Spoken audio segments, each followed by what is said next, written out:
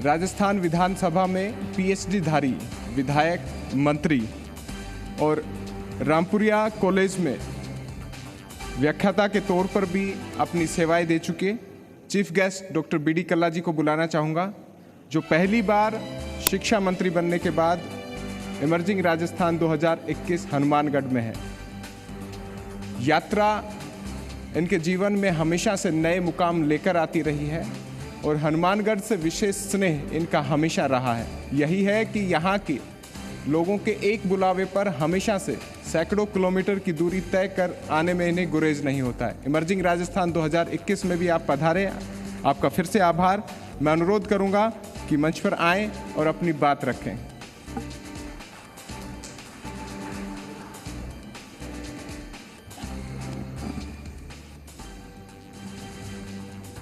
मंचस्थ सम्मानीय विनोद जी चौधरी साहब, आपके लाडले विधायक,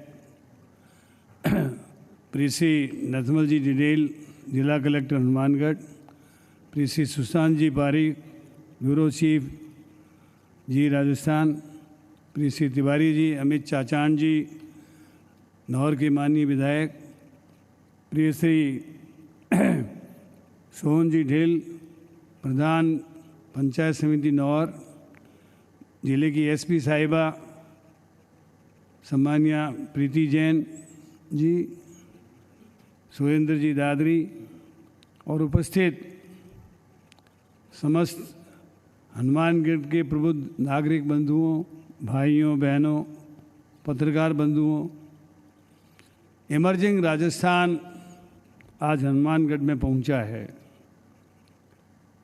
निश्चित रूप से इसका मकसद ये है कि जिस तरीके से राजस्थान उभर रहा है उसी तरीके से हनुमानगढ़ भी सेवा के क्षेत्र में आगे बढ़ रहा है।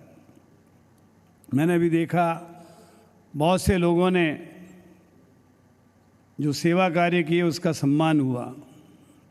सेवा का सम्मान होना चाहिए, उससे दूसरों को प्रेरणा मिलती है। आपने देखा होगा सबसे पहले दीप प्रज्वलित हुआ।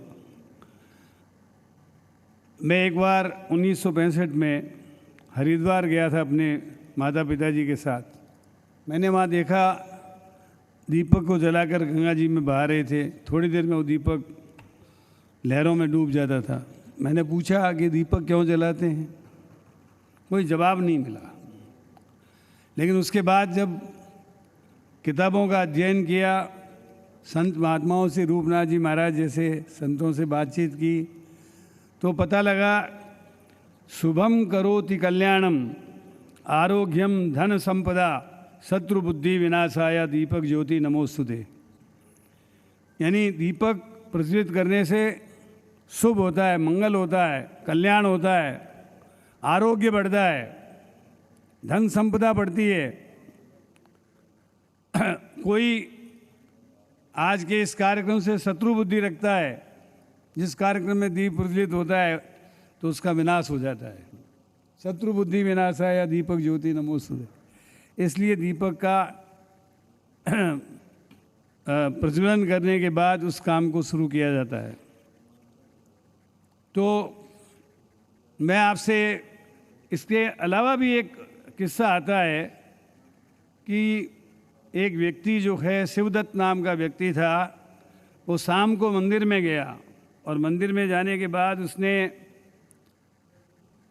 गोधूली बेला में, आप देखते हैं एकाएक सूर्य अस्त होता है, चंद्रोदय होता है। ऐसे वक्त में वहाँ जाकर के देखा कि वहाँ चांदी के बर्तन पड़े हुए हैं। उसने देखा चांदी के बर्तनों को मैं समेट लूँ तो प्रकाश की व्यवस्था कैसे करें। तो उसने अपने धोती का पल्लू फाड़ा और प्रकाश करके वहाँ चांदी के बर्तन समेट कर जब जाने लगा तो 2-3 दर्शनार्थी और आगे कि भाई तेरे झोले में क्या है। तो उसने कहा कुछ नहीं है, कुछ नहीं। तलाशी ली तो चांदी के बर्तन मिले और चांदी के बर्तन मिले तो कहा तुमने चोरी की है। उसको हाँ भरनी पड़ी कि भाई मंदिर के बर्तन चोर के लाया था। उस समय पुराना ज़माना था, राजाओं का वक्त था। राजा के पास लेके गए, उसने कहा मेरे यहाँ कानून है कि जो चोरी करता है उसके मैं हाथ काट देता हूँ, और जो मंदिर में चोरी करता है उसकी मैं गर्दन काट देता हूँ। तो उसने कहा मेरे को जाने अनजाने में गलती हो गई, तो उन्होंने आदेश दिया कि इसकी गर्दन काट दो। गर्दन काट दी गई। आज भी कुछ देशों में ऐसे कानून है, अपने यहाँ नहीं है, अपने यहाँ लोकतंत्र है। तो जब उसकी मृत्यु हो गई तो यमदूत और शिवदूत दोनों आ गए। शिव जी का मंदिर था वो। यमदूतों ने कहा इसको कुंभी पाक नर्क मिलना चाहिए क्योंकि इसने मंदिर में चोरी की है। शिवदूतों ने कहा इसने मरने से पहले दीप दान कर दिया, इसलिए इस व्यक्ति को हम शिवलोक में लेके जाएंगे। और वो शिवलोक ले गए। वहाँ उसने बहुत प्रायश्चित किया। प्रायश्चित यदि किसी भी, आप देखो, मैं अभी तिवारी जी कह रहे थे सर्वधर्म समभाव की बात करो, तो मैंने इसीलिए उदाहरण आपको दिया है कि प्रायश्चित करने से भगवान गलती माफ़ कर देता है, लेकिन उसके बाद उस पाप को कभी नहीं करना चाहिए। तो प्रायश्चित करते करते चौथे दिन उसकी आंखों में अश्रुधार बह गई।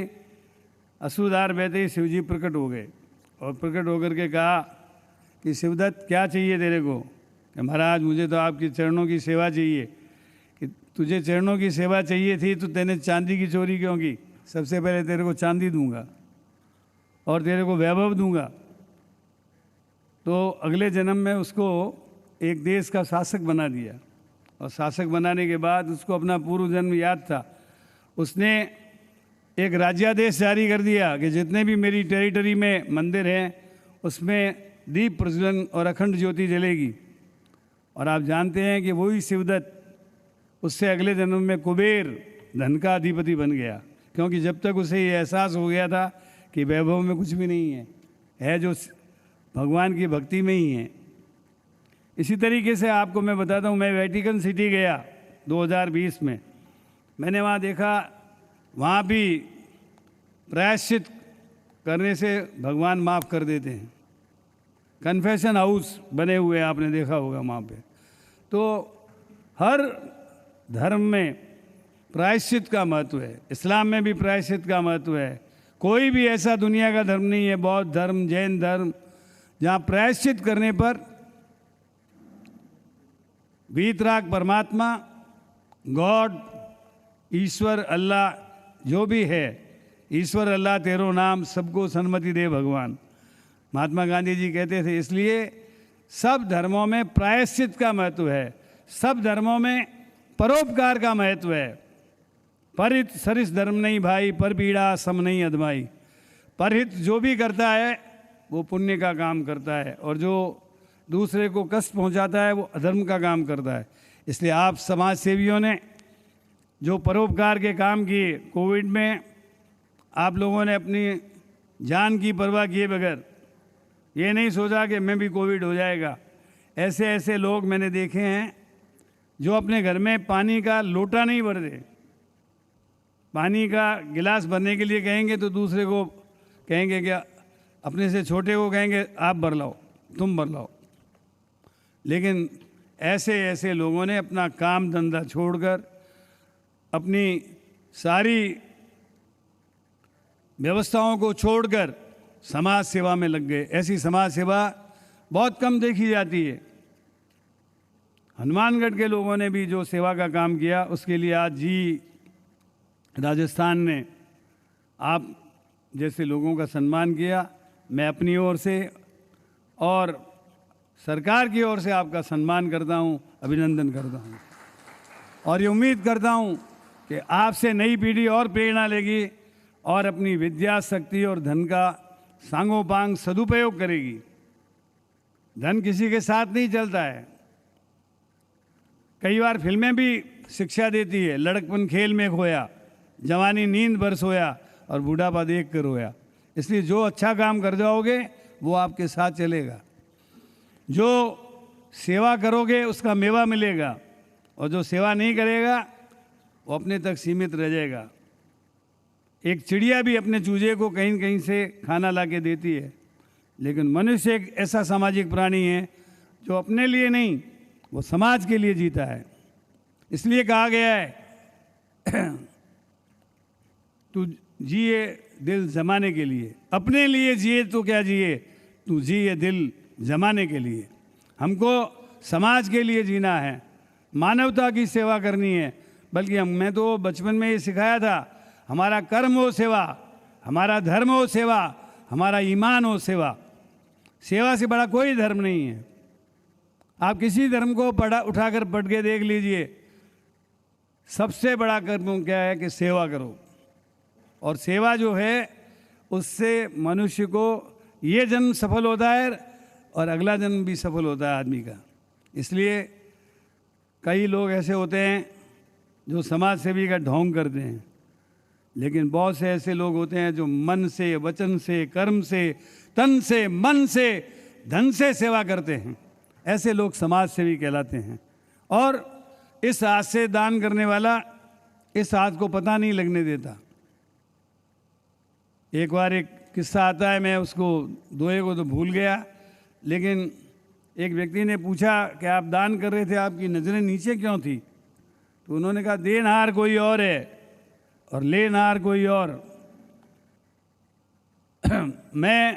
मुझे वो ऊपर वाला निमित्त बना रहा है, इसके लिए मुझे मेरे नैन नीचे हैं कि मुझे वो निमित्त बना रहा है। और गीता में भी कहा है निमित्त मात्रम भव सभ्य साचिन।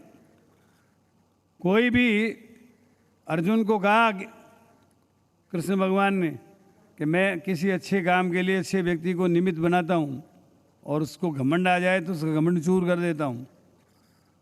हर व्यक्ति को निमित्त बनाते हैं और हेतु की कृपा होती है तभी वो निमित्त बनता है। इसलिए अच्छा काम करने वालों का ऊपर वाला रक्षा करता है। और वो आप ये समझिए कि आपको इस सेवा कार्य के लिए आपको हेतु बनाया है, आपको कारक बनाया है, कर्ता बनाया है। इसलिए करते जाओ, फल की इच्छा मत करो।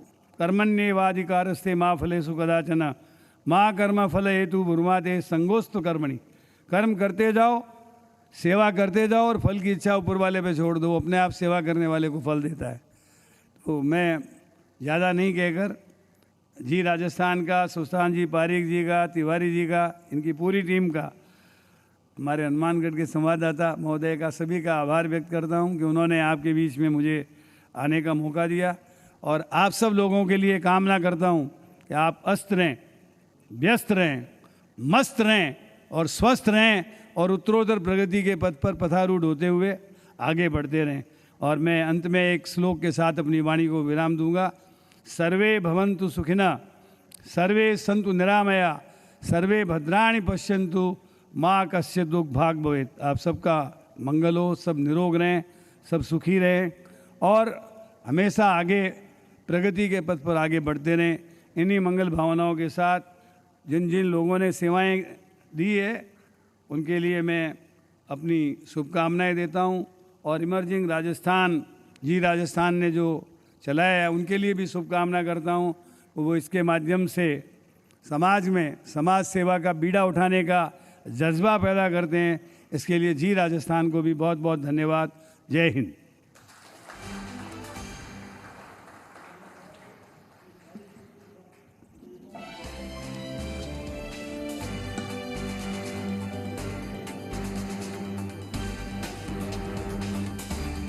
Thank you so much doctor B D Kalla ji. आपने अपनी स्वास्थ्यगत परेशानियों को दरकिनार कर हनुमानगढ़ को आगे रखने के लिए समय दिया।